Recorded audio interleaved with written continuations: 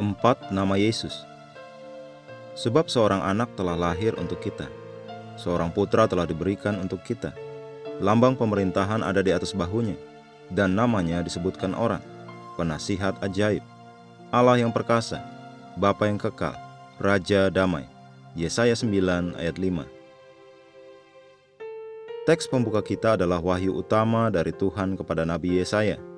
Dia memberitahukan kepadanya tentang seorang anak yang akan lahir dan menyebutkan nama-nama tertentu yang dengannya dia akan dipanggil. Yang pertama adalah Penasihat Ajaib. Dalam teks Ibrani asli, nama Penasihat Ajaib berarti ahli strategi luar biasa, dan ini dengan segera mengungkapkan kepada kita pelayanan Roh Kudus. Aku akan minta kepada Bapa, dan Ia akan memberikan kepadamu seorang penghibur yang lain, penasihat, penolong, perantara, pembela, penguat dan penjaga, supaya Ia menyertai kamu selama-lamanya. Yohanes 14 ayat 16. Dalam rencana profetik Allah, anak itu lahir, bertumbuh sebagai seorang anak dan mati. Setelah kematian, penguburan dan kebangkitannya, Dia datang untuk melayani kita sepanjang masa gereja melalui Roh Kudus, penasihat ajaib yang merupakan pemandu strategis yang membantu kita menang dalam kehidupan. Di akhir masa gereja, Tuhan Yesus datang untuk membebaskan Israel sebagai Allah yang perkasa, penyataan kemuliaan Allah yang maha besar dan juru selamat kita Yesus Kristus. Titus 2 ayat 13. Selama Armagedon, Israel adalah medan perang. Orang-orang Yahudi mengalami kesengsaraan besar dan banyak dari mereka akan lari dari Antikristus dengan ketakutan. Namun demikian, Yesus datang dari surga dengan pasukan besar orang-orang kudus dan membebaskan Israel. Dia bertindak melawan Antikristus dan semua musuh Allah. Hal berikutnya yang dialami Israel adalah Bapa yang kekal.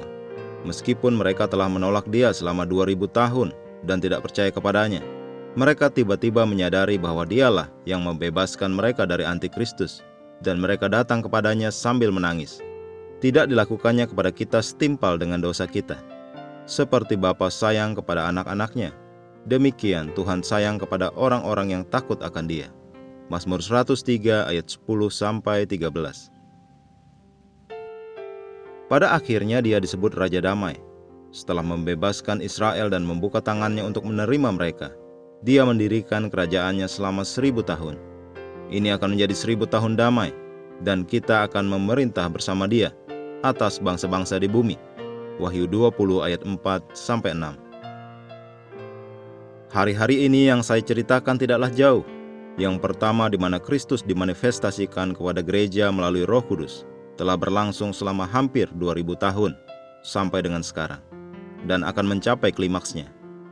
Pengangkatan tidaklah jauh, jadi jalani hidupmu dalam persiapan kedatangan kembali Sang Guru yang segera tiba.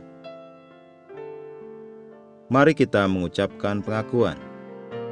Sebuah generasi akan mengagungkan karyamu kepada yang lain, dan mereka akan menyatakan tindakanmu yang perkasa, ya Allah yang agung.